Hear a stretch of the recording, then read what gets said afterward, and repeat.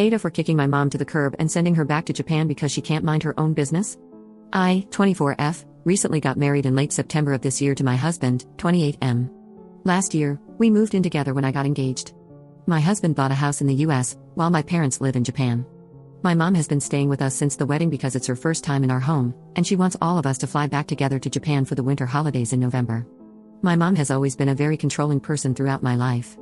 For some background to explain her personality, she's always had high expectations of me, very hypercritical of my looks, academics, talents, and more.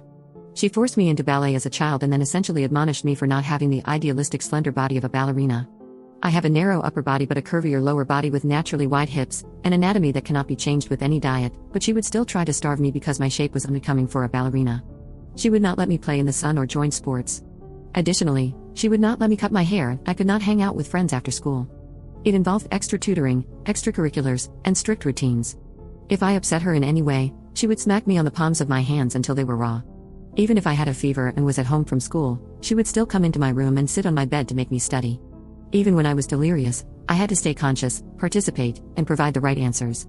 I had a rough upbringing, to say the least. Anyway, I've largely addressed most of these things as I've grown up and become independent of her.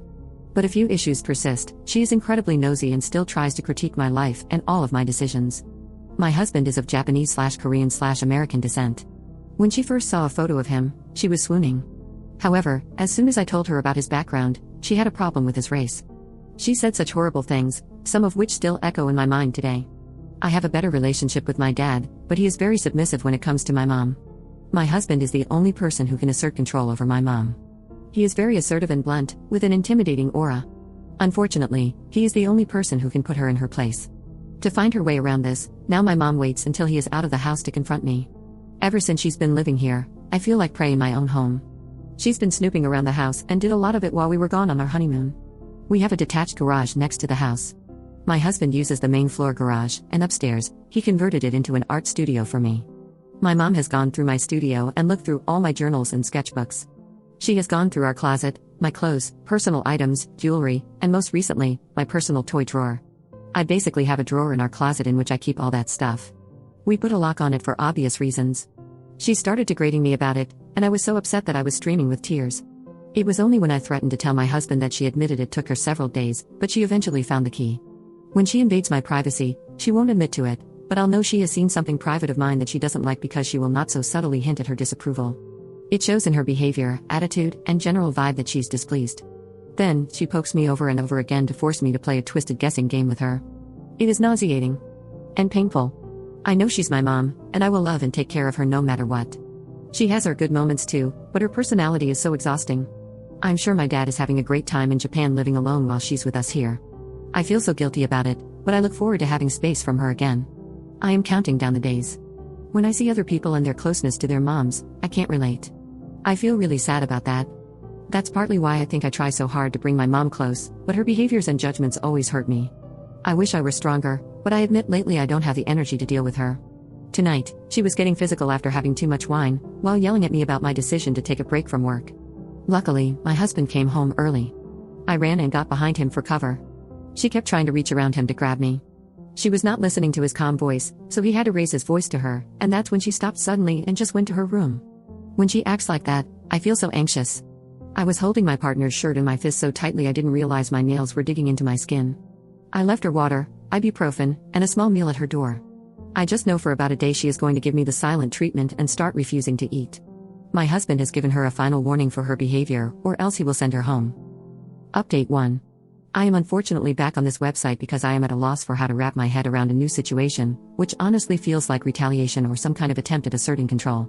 Specifically, in this scenario, she has been criticizing our home in the most unnecessary ways. We purchased our home brand new, turnkey, and we have put a lot of work on top of that as well. However, my mom takes great satisfaction in finding faults in minuscule details, which she claims is constructive. She has been obsessed with the guest room closet. It is a large walk-in closet, as this guest room is actually the main floor master. When we put her up in this room, I had explained to my mother the reason there is shelving on only one side of this closet is because we explicitly requested this from the designer during the finishing. We wanted space to neatly store some seasonal items and sports gear. With this simple explanation, I thought the subject had been closed. Yesterday, I came home from a run wearing headphones. I went upstairs to my bathroom, intending to start my shower, But I shut the water off because I kept hearing this strange drilling sound below me. When it wouldn't stop, I wrapped a towel around myself and went downstairs, calling out for my mother. There was no response.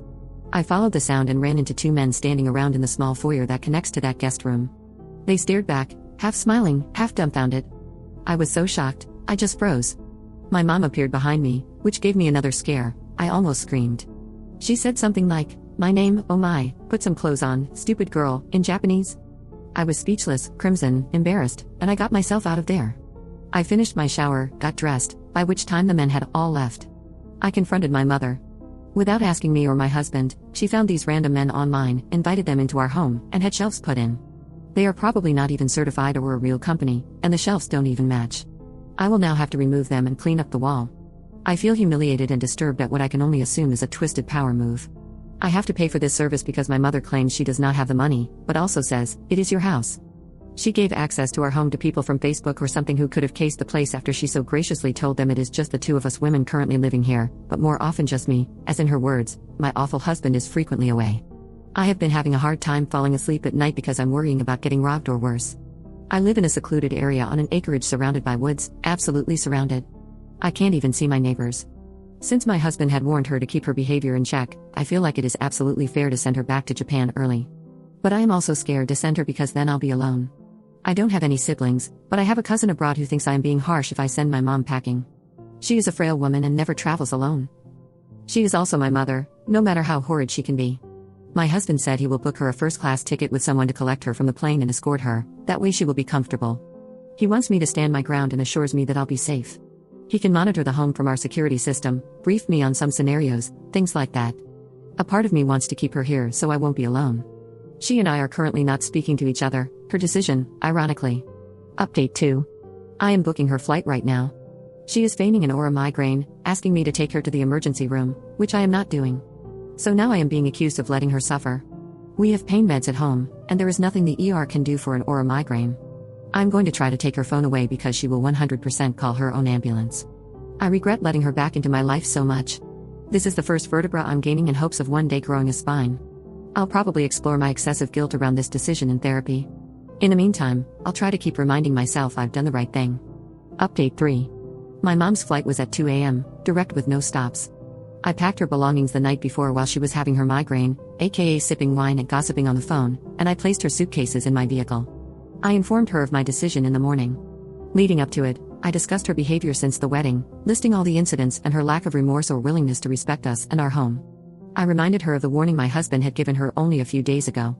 And that as a result of her actions, I will be following through with his warning in his absence. She will be going home. She smiled the whole time while I was talking. I asked her, "Mom, do you understand?" She said she understands that I am basically a coward who is blindly carrying out my husband's bidding. She also made a point to be extra cruel by describing my husband as having dirty blood, and a few other slurs I won't get into due to the second-hand embarrassment I feel about it. My partner is of mixed race and she has a specifically strong anti-Korean sentiment. It's so stupid. I clarified that this decision is mine, my husband was not here. She gave a rude laugh as I explained her flight information. "We'll see," she said. I don't think it hit her that this was really happening until later that evening when I started to pack up the remaining few things, like her essentials and carry-on stuff. She tried to fight with me to undo the packing. She slapped me many times, but I continued, literally while she was slapping me, and dragged the stuff to the vehicle while the verbal and physical barrage went on. I have a few little scratches from the swipes of her nails. One of them is on my face. She then tried to pull my hair as I was going up the stairs. I could have fallen backward, but she didn't get a good grasp. I shouted at her that if she doesn't stop, I will call the police. I don't care anymore. I will embarrass her by slandering her in my personal life any chance I get. I dialed 911 on my phone and showed her. She called me an insufferable daughter and also threw in some derogatory terms, because somehow that's fitting, but she left me alone after that. I had a friend of my husband come and escort us to the airport. He's a mean-looking dude, but a totally nice person at heart, just my mom didn't know that. When he showed up, things calmed down significantly because my mom behaved in a stranger's presence, smiling curtly and everything. He drove me back after we dropped her off. It helped a lot. I tried to give her a hug at the airport, and she walked away, making a vague threat about how her demise will be on my conscience. We never hug unless it's for photos anyway, so maybe it was too much. Anyway, she's gone now, and I have an extremely bad headache today from all the stress and tension that had built up. I am not going to bother my husband because of his temperament and because he has a high-stress job. I have kept him informed, just not in detail. I'm going to try not to feel sick or guilty about what I've done. Thanks everyone from the bottom of my heart.